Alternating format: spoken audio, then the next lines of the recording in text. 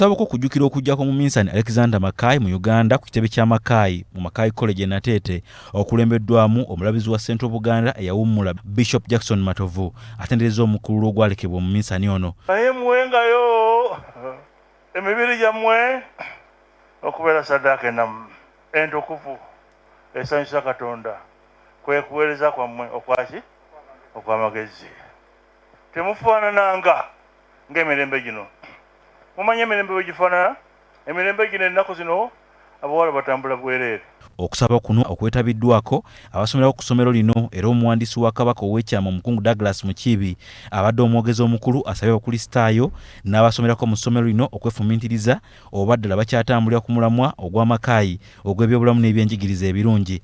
The education today, is it the education he aspired for?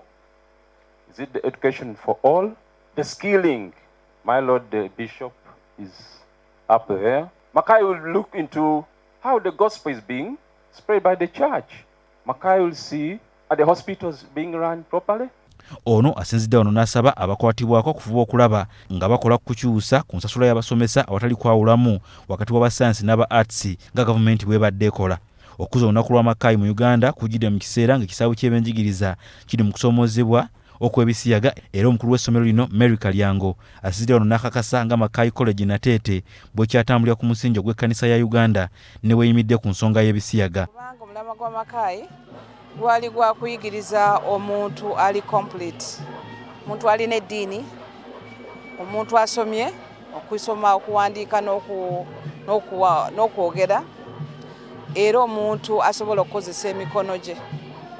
Era gwe mulamwa gwe tukyaliko. Ebisiyaga tetubiwagira kuba lino essomero lya Church of Uganda liri under Anglican Foundation.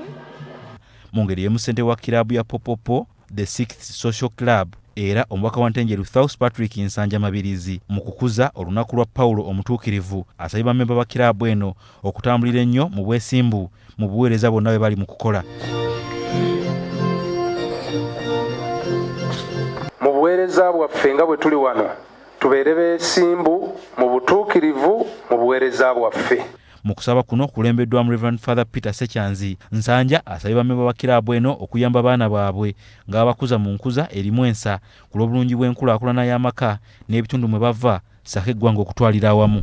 Tubeere batuukirivu mu buweereza bwaffe. Oba oli mubaka wa paalamenti nga bwendi tubeere beesimbu mu butuukirivu mu buweereza bwaffe.